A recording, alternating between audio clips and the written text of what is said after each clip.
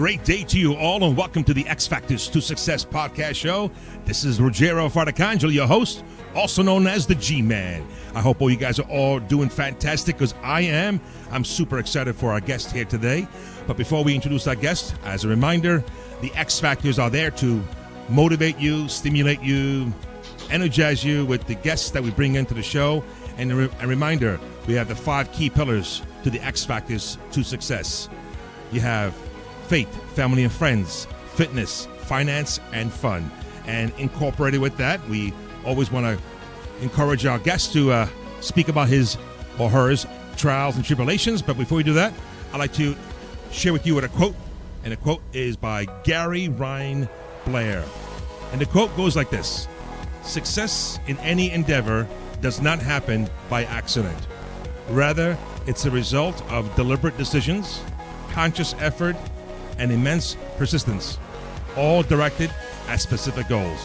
I believe our guest today has changed his trajectory in life, and he's pursuing his goals and his purpose. So today we have a wonderful guest, a newly friend of mine, recently about a month ago. His name is Joseph Mastrangelo, and he's also known as Joe Mas. He's a motivational speaker and inspirational writer. He was born to a fun-loving and supportive family. Joe had to deal with the loss of loved ones at a very young age. Without the proper tools to deal with deep emotional, mental, and spiritual pain, he turned to external sources to try and gain some inner peace. Well, through drugs, alcohol, women, money, etc., etc. However, no matter how many accomplishments and praise he received, he was never good enough to the person that mattered most, to himself, which left him with a deteriorated self-image and heroin addiction. He was hopeless, helpless, and suicidal. On a day of June 24, 2016, he shot enough heroin to kill himself. Unsuccessful in his attempt, he woke up the next morning with a choice: change or suffer. He chose change through a power greater than himself. From working a 12-step recovery program and his unconditional love and trust in God, Joe has learned to love himself and find his purpose in love and service to others. So without further ado, ladies and gentlemen, please welcome my guest, your guest, Joe Mastrangelo, also known as Joe Mas. Joe, welcome to the show. Oh, good to be here. Thank you so much. Very good to be here. Thanks Awesome. for that lovely introduction as well. Well, thank you for taking your valuable time, Joe, to be on my show. I know that I had a pretty, it was a pretty profound bio of yours there. I know that was a lot more to share in your story, but but Joe, you were very intriguing. I met you about a month ago, and truly an inspiration for me also. And I also have a personal family member who've gone some similar situations as you, and that's why I asked you immediately when I saw you. I said, "Hey, I'd like to invite you on my show," and there you go, a month later, man. Yeah, totally grateful. It was awesome meeting you that night, and it's just nice to see somebody doing what you're doing with the podcast and everything, and just putting one foot in front of the other. And it's nice to see it flourish. So it's just totally grateful to be on your show. Great. Man. I appreciate it. Thank you. And you have a lot to share also. And again, we met, for those folks who are listening, where did he meet? Where did they meet? So Joe and I, by the way, we're paisans also, Mastrangelo and Fartacangelo, from the good old Long Island, and the island of Long. Those of you who are listening worldwide, it's a nice long island outside of New York City. So, Joe, we met at the Toastmasters, and Toastmasters is a speakers organization, speakers club. And you and I actually competed on stage also speaking too. So yes, but you had a great story to tell about your story, and you took first place. And then I want to congratulate you once again as you now compete on the district level. When the show goes on air, you'll probably hear it, and those folks will follow you and so on. So, Joe, welcome once again, Joe. I'm so psyched and pumped up, Joe. I don't know what to say. Well, you motivate us, and I see that you shifted your whole life and all the trials and tribulations you've gone through. And what's motivating you? What's your success? How would you define success? And give us maybe more insight of your journey there. So for me, it's weird because I always believe that success is based on the individual. I believe that you have to set, that's why I love that you asked that question. You have to set your own parameters for success. And Sure. if you fulfill those parameters, you could say that, because typically we look at social expectations and things like that, and it limits us, and I did that most of my life, and it was pretty dangerous and led me down the wrong path, because like I said in my bio there, which was probably one of the hardest things I've ever done, write a short bio like that. But that was true for me. I was never good enough for myself. I'm a perfectionist who knows he's not perfect, So now today, as it stands, success to me it's not about the destination. It's about the journey. It's about every day waking up and putting my best foot forward and trying to fulfill my potential, and sometimes it's not always about, reading, writing. It is about those things, but it's how could I be of service to my girlfriend who loves me so much? How could I be of service to the kids, to my family, stuff like that, because I could get too caught up and I have an obsessive mind, and that could take me to dangerous places if I'm only worried about my professional life, So that's how I define success. Beautiful. So, Joe, I'm going to back up a little bit there. I know that I mentioned that a very interesting and milestone day and year in your life, June 24, 2016. If you don't mind, can you share with us and those listeners out there who may have a similar story or might have someone, a family or friends, and go through this? So can you share with us a little bit more of insight what that day looked like, and as you made this leaping transformation the next day? Sure. Well, real quick, I'd been battling addiction and trying to get help for a long time, like 9 years in and out of the rooms, trying very different things, moving to LA, everything you could think of, right, to try and get sober. And it just never happened. You know what I mean? Because again, I was looking for external sources. I never looked at myself or took any responsibility. I was always the victim.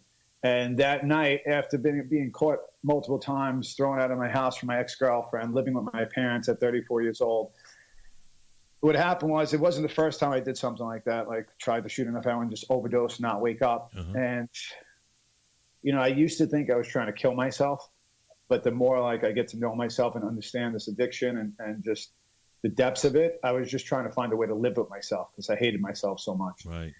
And what happened to me that night was, the best way I could explain it is, I've lost everything multiple times, and no matter what it was, I found a way to get it back, whether it was a girlfriend, dogs, I got all that stuff back. So this you're saying stuff. You're at the bottom of the barrel. This is like the worst of the worst, you say right now. Yeah, because I lost myself, because I lost everything else multiple times, jobs, family, friends, all that stuff. And I got it all back with a few months of being clean, or just off substances. Right. But I still had to deal with myself, and I always went back there. I never got to the root. And that night, it was just a night where I completely lost myself. And the only belief I had was that, like, God meant for me to live this life, that I was meant to suffer my entire life, being a piece of crap, lying, cheating, stealing from people, robbing my family, sucking the life out of everything. And that was really scary. That was really scary for me. So that next morning when I woke up, I wish I could have a better explanation. People ask me all the time, like, what happened? Right. Right. But when it comes to addiction, like, we get this little window of opportunity, and if you don't jump in with both feet, right, even if a toenail's out the other side, you could get sucked back into that wormhole and back into the life of addiction. Wow. And for me, it was just finally about being all in. I knew that the sun didn't rise and set on me, and there must be a reason why I'm still here. And for the first time in my life, I felt powerless. I knew I was an alcoholic and an addict for a very long time, but to be powerless over something and to lose the choice, to be able to choose in life is a crazy thing. So when I woke up that next morning and I wasn't dead and I had this little window of opportunity, it was the one point in my life where I was just like, you know what, I'm willing to do whatever necessary to change. And for the first time in my life, I woke up and thanked God that I had a chance. And that was it. And then I took suggestions and just did what people told me to do. I was out of all good ideas, I love it. Now, in this process, and again, I applaud you, Joe. I mean, this is an amazing story. I'm sure, you hear stories out there that unfortunately there's situations that people that make it through and they're long gone from this physical world. But you're here not to talk about it, and I know that now your mission is to speak and motivational speaking, you're inspiring writing now, and speaking around your market, and to encourage other people maybe who might go through this trials and tribulations yourself. And I believe in, again, universe, God, spirit, soul, that's using you as now a conduit, right? As a a unique instrument to do your work now. And you sound very confident. And again, meeting you a few handful of times already, I truly believe that you're going to make a difference in the world. And again, I always say we all have a purpose. Once you find the clarity of purpose, which is a major success factor, you will achieve whatever you want to achieve. But by helping others achieve what they need to achieve. It's a great. Absolutely. Okay. So, Love and service. Love and service. I know that you went through a 12-step recovery program. Can you share with us what was the learning experience there? Obviously, did it guide you into having universe, God, again, in that factor there? Yeah, so the power greater than myself started out with the rooms and knowing that I was in a 12-step recovery program at first, but I knew I never gave it my all. Like, I had to face myself and understand. I had to take a look in the mirror and really ask myself a question. Did you give it 100%? And the answer was no. And thank God for that, because if I did, then I'd really be screwed, but I didn't. Right. So I finally jumped in with both feet, and I knew that was the power greater than myself at first. And then it spawned into this beautiful thing that I call God now. And right. I'm a very spiritual guy. When I talk about God, I don't talk about, another man's depiction of God, of how it should be or how it should look. Like you said, spirit of the universe, whatever you want to call it. Unconditional love and peace and happiness. Correct. So basically, there was a lot to do in this 12-step recovery program. It's a lot of looking at self, which is important. And the closer I built my connection to God and trust in God, the more I learned about myself, the more I began to love myself. And there was a lot of deep digging, internal research. Sure. They call it a moral inventory, which just saying those words make you go, Moral inventory. Yeah. I'm writing that down. Okay. Yeah. Yeah. Moral inventory. So, the first step is just kind of understanding and accepting the fact that you are powerless over a substance. And people take it a step further, you're powerless over people. And yeah, but the bottom line is I lost the power of choice a long time ago. Somewhere along the line, I crossed it. I crossed a certain line where I didn't have the choice for myself. And that's a scary thing to take away from a human being, is choice. And then from there, it's about believing that a power greater than myself could restore me to sanity, because I was insane. And then trust in God. It's giving your will up to God and just knowing that whatever goes on in life, that it's gonna be okay. I love it. Bad things happen. Bad things happen for no reason. Everybody wants to blame somebody when something bad happens. If there was a God, stuff happens. Right. But I look at it as like, it sounds crazy, but God didn't create the rainy day. He just has the biggest umbrella. Right. You know what I mean? Like. So that's awesome. I have to just to share with you the one of the key principles that I teach in the Success Principles methodology is taking 100% responsibility for your life and results. It's a key principle for every instructor out there, every teacher out there, every mentor out there. My mentor is Jack Canfield, the co-creator of the Chicken Soup for the Soul series, Success Principles, and so on. E plus R equals O. And those of you out there who are listening, like this, what's the formula? E equals events plus how you respond to the events will always equal the outcome. You can't blame the rain, right? If you're going to say, hey, this is a bullshit, man, it's gray out there, it's raining off F and here and there, how are you going to feel about that? How are you going to react, right? And again, and then your outcome can be like a shitty day all day. If you wake up in the morning and say, hey, this sucks, it's Friday, it's Monday, right? People are like just dragging their asses, right? Again, whoop, it's my show. I can say asses, it's okay. And and again, but we got to. It's how we react, how we respond to that, to those events that are in our life. But you responded differently. You took a choice now. You responded differently. Hey, look at your outcome.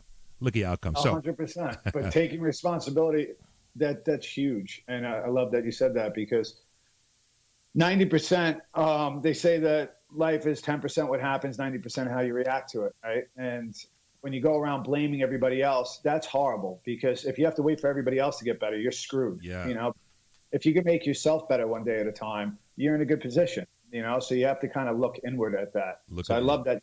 I love that you said that, because that's the moral inventory, is really taking a look at that stuff, deep into your soul, resentments, anger, fear, all those things, and just becoming okay with it. And there's so much of that going on right now with people just blaming others and pointing fingers at others, Joe, right? Okay. Yeah.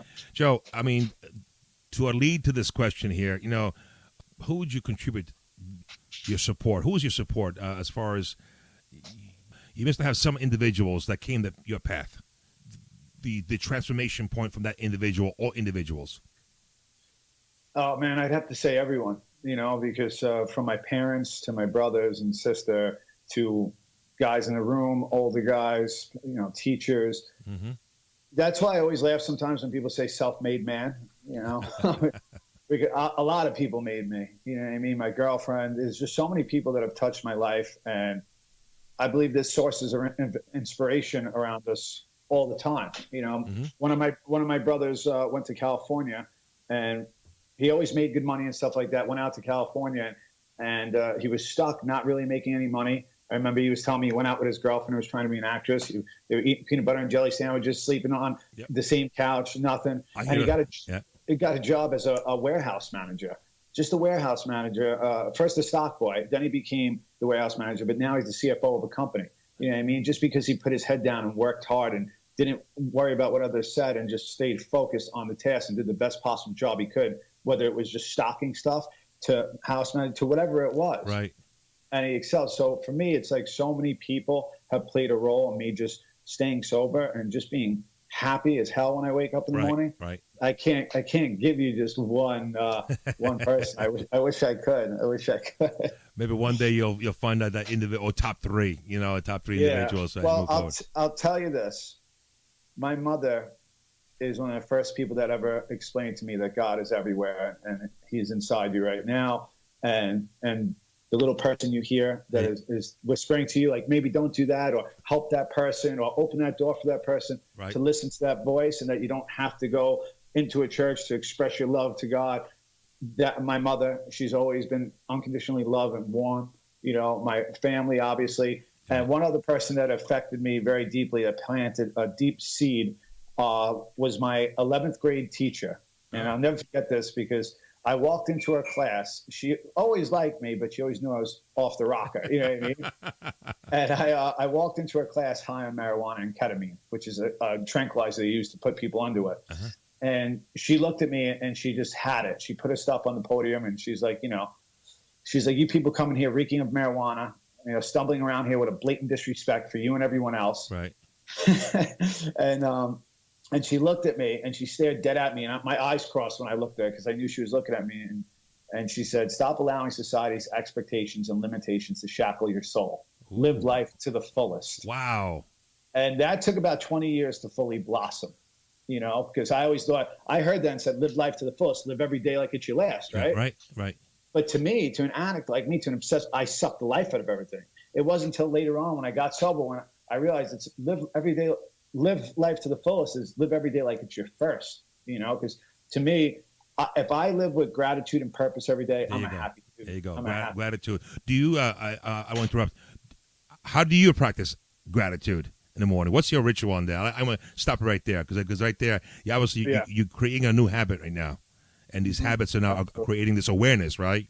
And so what, do you have a ritual you want to share with us, Joe? Yeah, well, first of all, it starts with the mindset that, like, I'm playing with house money right now, dude. I think so many people are so miserable out there, and maybe you need a near-death experience. I don't know. I don't believe that, but I've had so many. And when you have a near-death experience, the best part about it is you come back to life. Everything is fresh and new, right? Like, the birds aren't annoying at 5 a.m. anymore. It sounds like you're waking up to a symphony. So as soon as I wake up in the morning, my eyes open, I literally say thank you as soon as my eyes open, before I hit my knees, before I do anything. Amen, brother. Amen. I try and keep it simple like that. Some days I hit my knees, I get up, I read a page of the Bible, I read my AA book, I make calls. I do that a lot.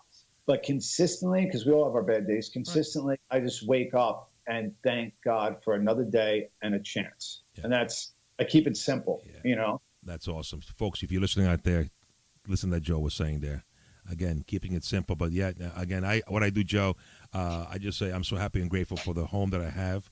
I'm so happy and grateful for the wife that I have. I'm so happy and grateful that I have my 4 children. And I keep reminding myself and repeating over and again. It becomes a natural thing to do every day. And you hit something very interesting. You're able to listen to birds, listen to certain sounds, right?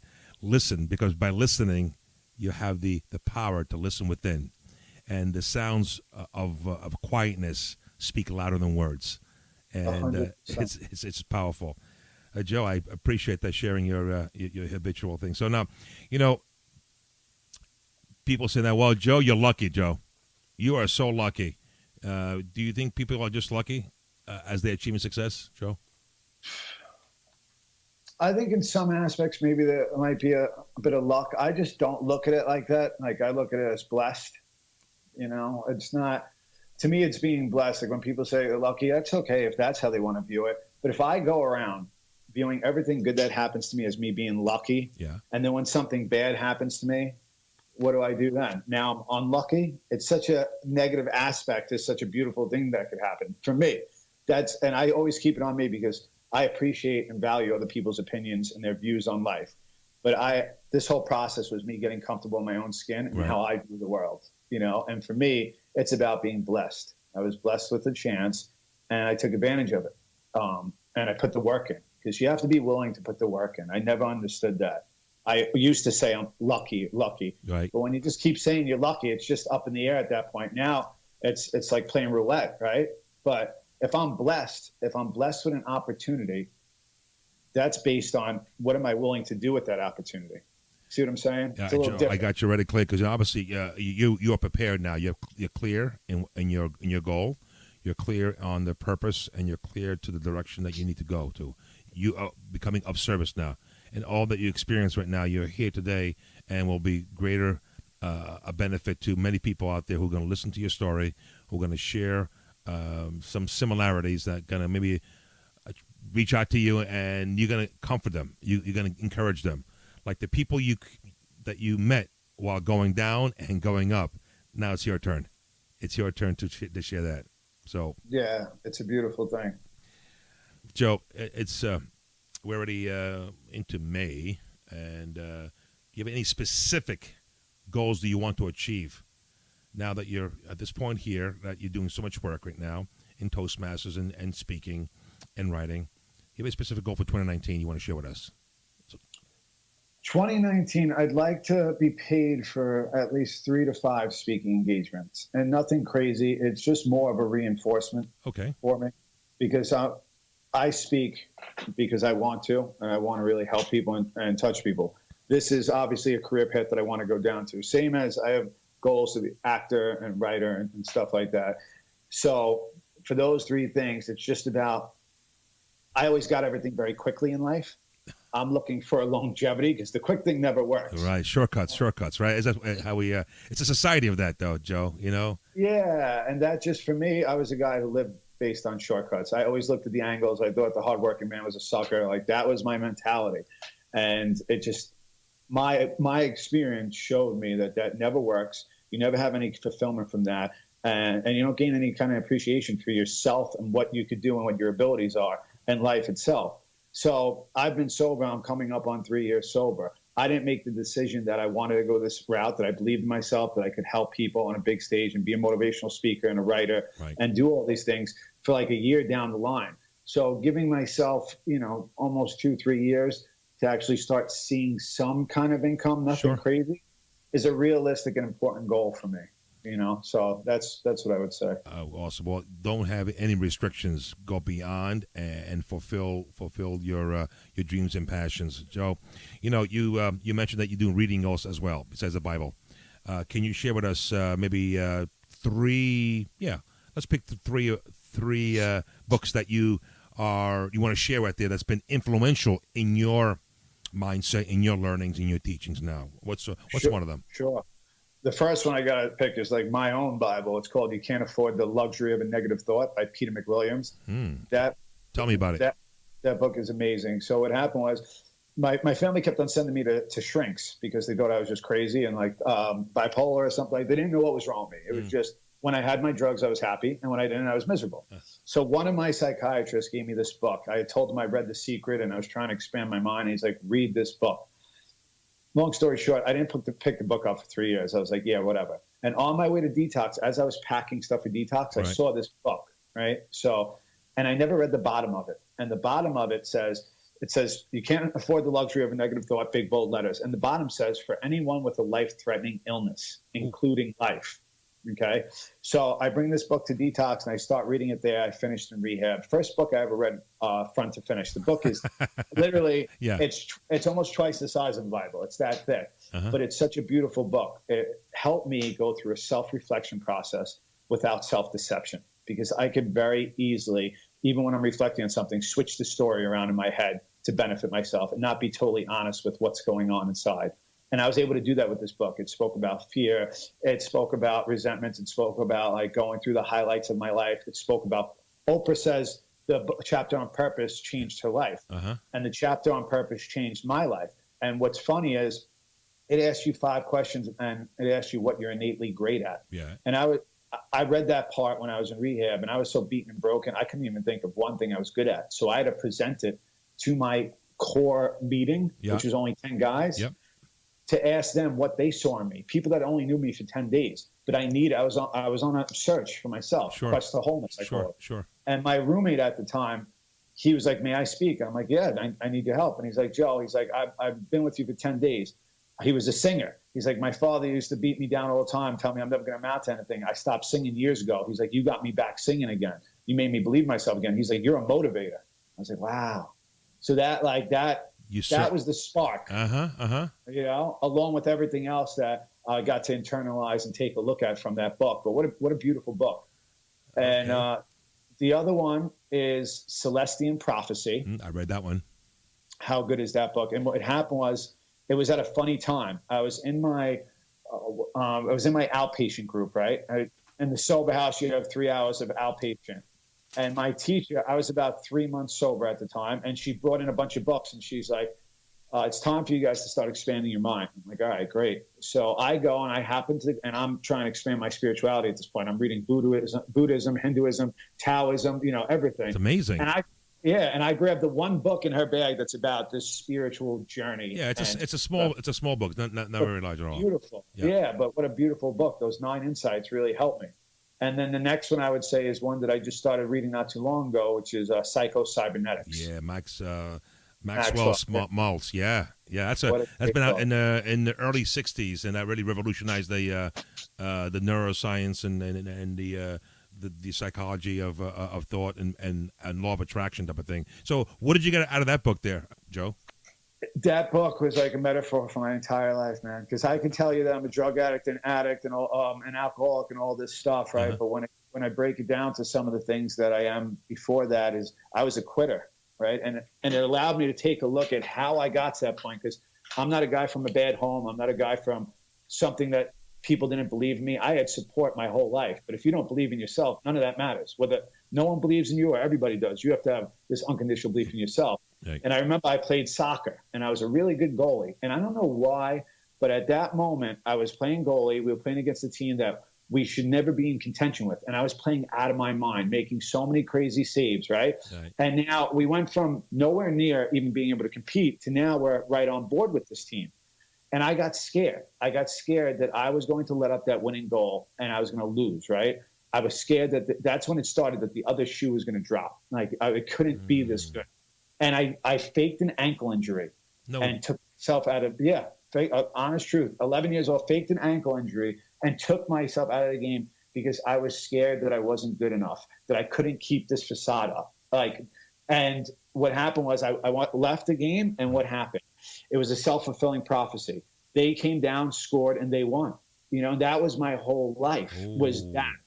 So that book, what I got out of it was this, is that, yeah, we have some bad times, but typically we put that in our head and then our whole life becomes all about that. But I had some good times too. I don't know why I chose to remember that time and continue to play it over my head.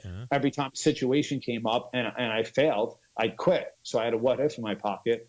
But there was another time where I was playing basketball for the first time at a basketball camp, right?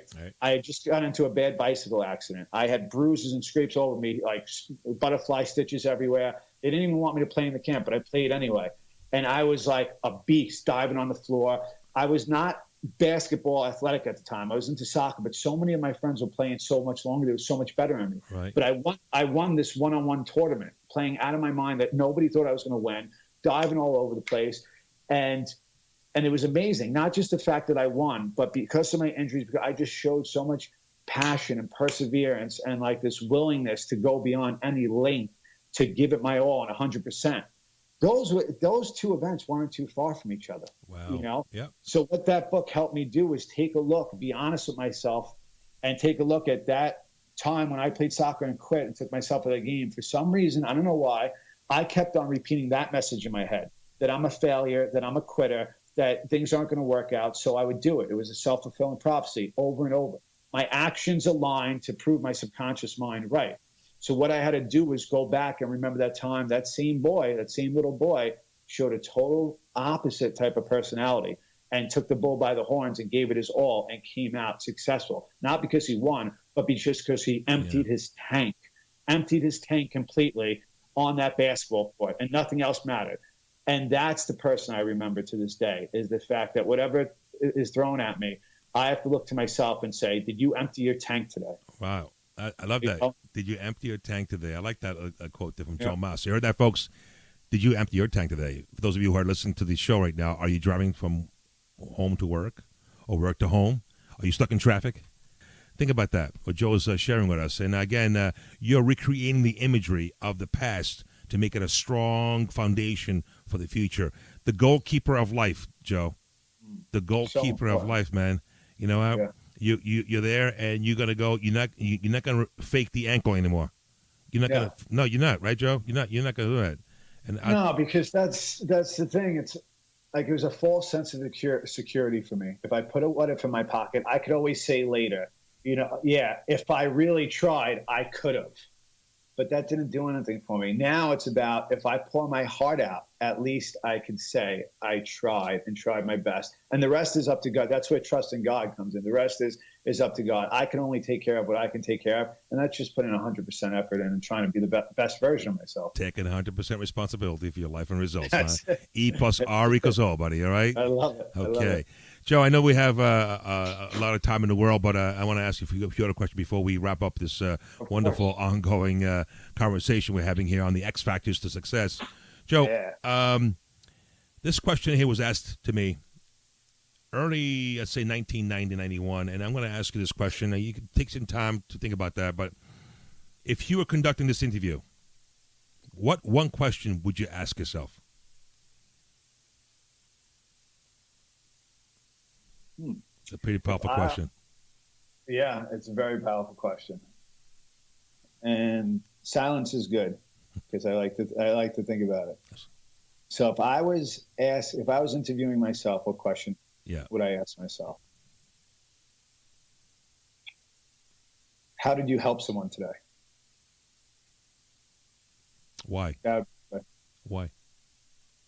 Because for me, it takes it out of me. I'm a very selfish. My default is to be a selfish human being and be very all about me all the time and inconsiderate. It's just my default. I don't want to be that way, but when I'm being honest, that's what it is. And I have to fight. This whole process is about me fighting that. Oh. So I need to be of love and service to others. That's how I keep my gratitude. Because to me, gratitude it's not just a feeling. It's a feeling combined with an action. If somebody holds the door open for you and you feel grateful, you do what? You say thank you, right? Mm-hmm. So if I'm grateful for my life and what God has done to me and what the people around me have done for me and support, what am I doing to express that gratitude? Because it's not just a feeling to me. It's an action word. An action, correct. So who have I helped today? Yeah. Well, Joe, your speech that you gave at the Toastmasters, and then I was sitting in the front row there, and I love you came very vulnerable, and again, that's what I like about you, and I think a lot of men out there, guys like us out there, the machoism thing also, you got to keep that kind of toughness. I understand, but you're giving it all, buddy. I mean, you're sharing your story, man, and I think you could reach out a lot of people out there with your story and continue on that journey, man. Your way of being love, of being of service, to continue on that trajectory, because we need more of you out there. We need more of you, and hopefully those who are listening once again on this show, if you know someone in your family, you or again a friend or next door neighbor, let them listen to this podcast, folks. And then I'm sure Joe will give us where to reach him on the social media in a little while. But thank you for for answering that question. If you were conducting this interview, what question would you ask? Yeah. Maybe write that question down for use for other folks also as well, Joe. Yeah, it's such an important question. And like I said, there was a time in my life where I would just start talking first, and I'll come up with the answer. I'm a bullshit artist, you know what I mean? Like that's how I was brought up. But I don't do that anymore.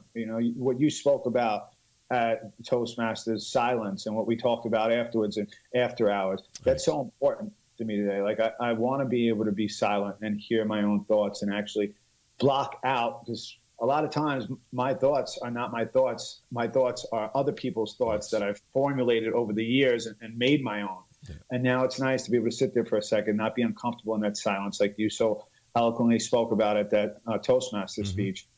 And just go ahead, Joe. I'm sorry to interrupt. Go ahead. No. And just reflect and answer what my answer is, not what I think it should be. You know what I mean? Yeah. And those of you just there, I did a speech also as well. It was titled, "Listen, Can You Hear the Silence Within?" And I shared my story of going to a monastery. And I had a monastery, but I spent a week with the monks, man. And you know what? No social media, no TV, no internet. It was scary for the first couple of days, as I said in the speech. But after the third, fourth day, man, oh my God, you start listening to sounds that you never heard before. Like you said earlier in the interview here, you start hearing birds. You start hearing trees. You start hearing sounds that you don't, because we're so much infiltrated with shit out there. Noise. There's too much noise in all around us. We have to get to filter it out, get clarity, and really listen to our hearts, and our hearts will speak. And hearts is where love is, man. Heart is where the love is, So I love it. That's I always say, block out the negative noise, and it takes a while. And I like what you said about filter, because I have a speech that I'm doing in a little while about filters. We filter what we say, we filter our pictures, we filter all these things to fit some kind of mold that we think society approves of, and we lose ourselves in the process. But I love how you switch that to filter, because you have to filter out the negative stuff, and you get a whole different perspective on life when you do that. Yeah. So that monastery thing, when you told me that blew me away. I was like, I thought that was so cool. Yeah. So it was for those of us like, what monastery you gone to? I went to the St. Joseph Monastery in Spencer, Massachusetts, out there, and it's over 500 acres of land, and it's really in a beautiful hills and valleys, and they do a weekend retreats out there. They do a full week retreats and month retreats if you want to go a month away. I mean, just check. What made you? Sorry to interrupt. What made you do that? What made you say? Were you practicing meditation before that? Yes. And you just like, I want to get deeper into it. Correct. So awesome. In the work that I'm doing now with Jack Canfield, the Success Principles, and again, I'm going to recommend a book to you there, Joe. Yes. It's right here. Jack Canfield, The Success Principles, How to Get from Where You Are to Where You Want to Be. This is a second rendition. Came out in 2005, and again in 2015 it was a second edition. This is key principles. There's 62 key principles here, but he's my mentor. By the way, I'm going to share with you online here. He's coming to Philadelphia on the 24th of June. You told me about that. That's ridiculous. Okay, and I'm honored to be his assistant and on this tour here in Philadelphia. He's doing a 1 day to success. And those of you who are listening right now, if you have 1 day, invest 1 day in yourself, 24. and you will not be disappointed to hear Jack Canfield, his work, over 40 plus years of his teachings worldwide. He inspired, empowered others. His vision is to also to train as trainers, sure. a million trainers by 2030. That's his vision now. Yes, exactly. And I'm one of his certified trainers out there doing the Success Principles. And this podcast came from his 5-day seminar called Breakthrough to Success. I'm just plugging him in right now, but I'm sharing with you, Joe. Yeah, but that's all right. So that is, I learned to meditate. I learned to take 5 minutes, 10 minutes, maybe 15 minutes, but I started with a minute or two.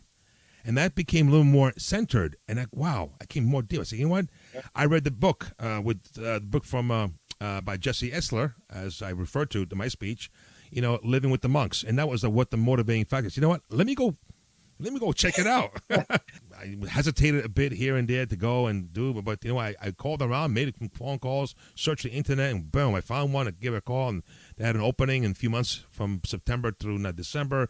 And a week before Christmas, I left my family. I told them I'm going to go away, and they accepted. My wife accepted. And Joe, let me tell you, it turned my life around. So it's 5 months ago. I went there, and I look forward now to do it 1 year every year, to go away 1 year. I guess to unplug. out of the matrix. Yeah. And don't you find that, because that obviously took a lot of courage to do. Like, I have fear, just like we talked about, just 5 seconds of silence people have fear of. But once you start practicing courage, it becomes easier to practice courage, right? Correct. Yeah. And you start loving things around you that more and more. So I came back to my family. I love them even more. I make a better understanding of myself and who my families are and my friends. And look at this. I'm becoming much more comfortable also speaking to other people as well. But look, again, like attracts like, right? Law of attraction. Yes. Our crossroads path about a month ago or so, and look at here now.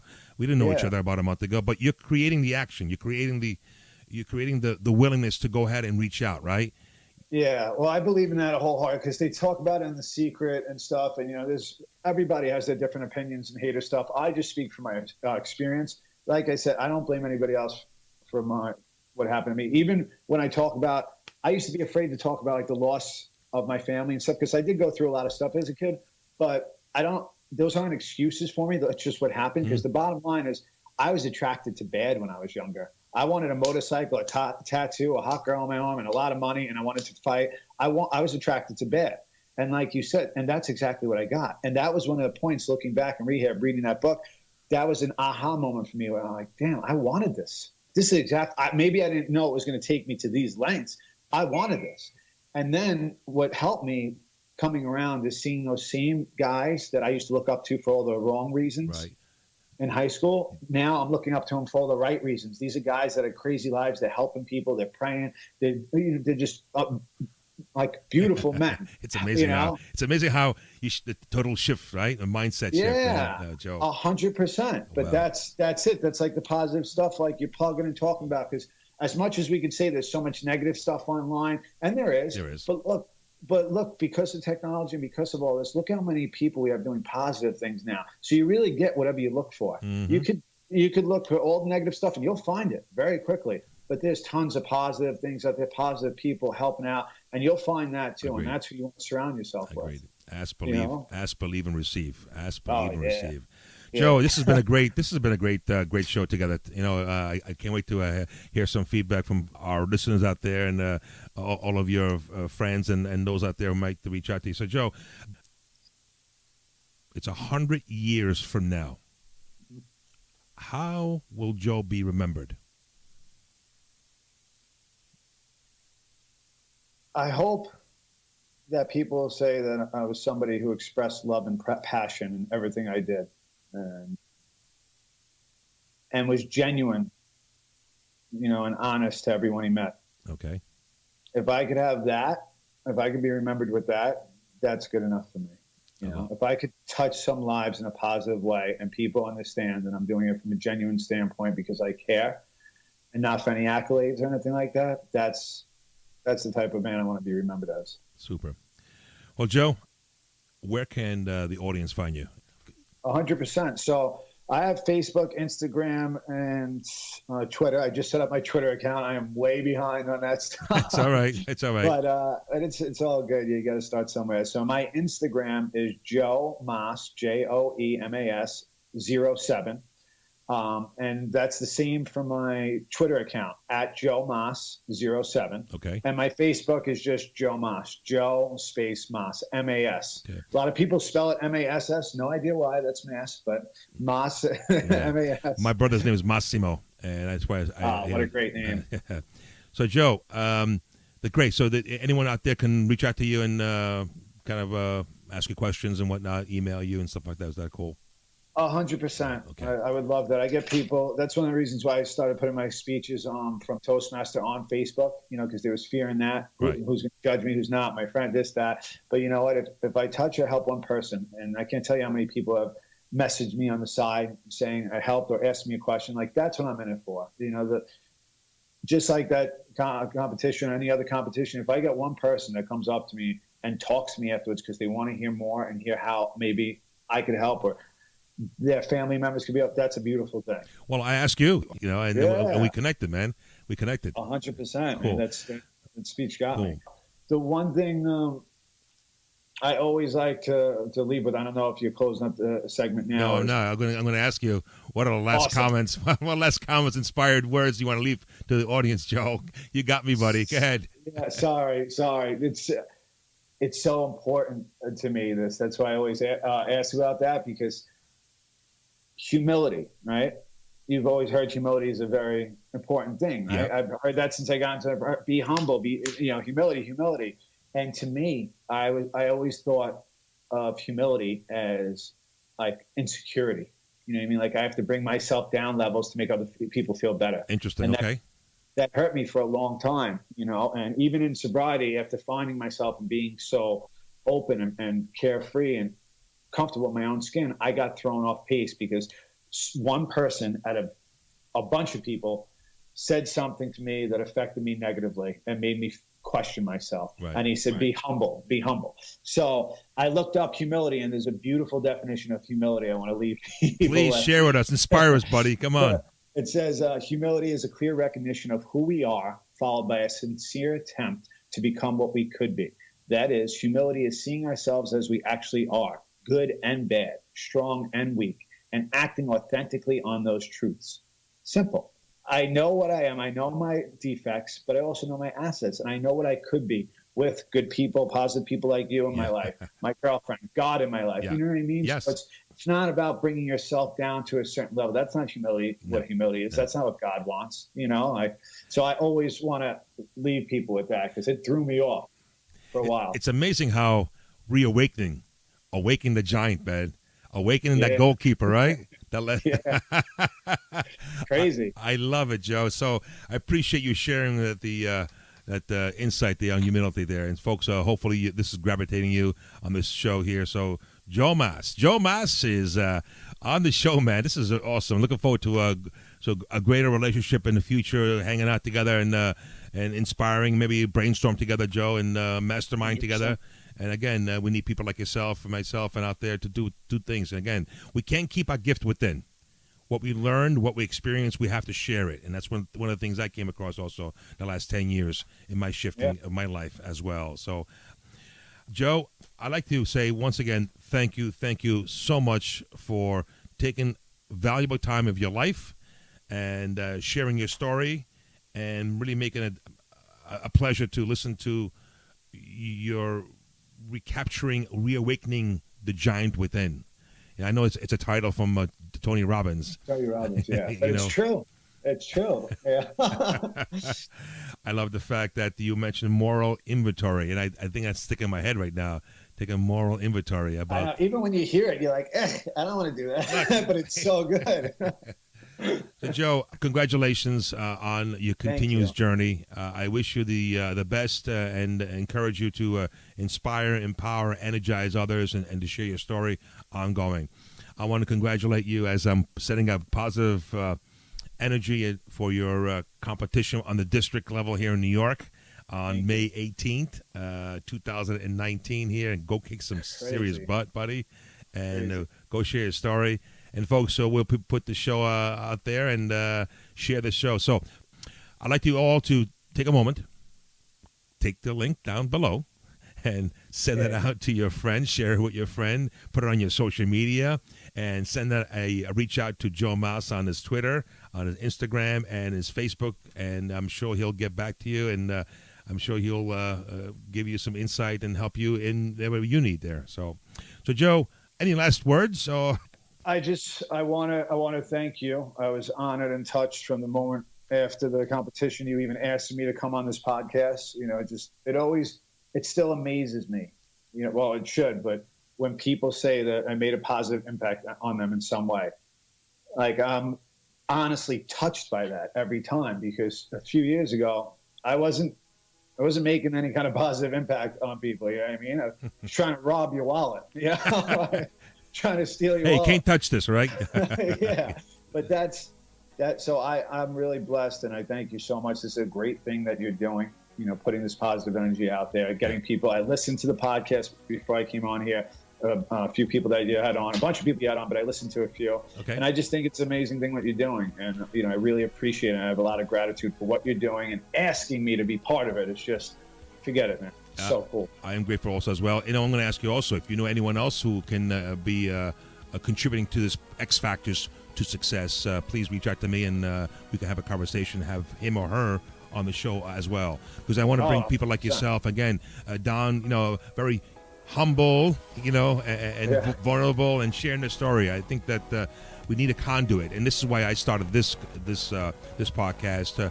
And it's fairly new still, and getting a lot of listeners out there sharing worldwide. I look at my my analytics, and I see that people from all over the world are listening to the show. It's like, wow, it's amazing. Wow, right? It's just a wow factor. That's awesome. That's awesome. And I know a bunch of you, and that's what's beautiful about what I'm involved in. I wouldn't be here today if it wasn't for multiple people that have helped me and just planted seeds and just watching them, how they live, not what they say, but the things they do. So there's tons of people out there that are doing the right thing that I'm sure would love to come on and help out. So I'll definitely take you up on that. Appreciate that. All right.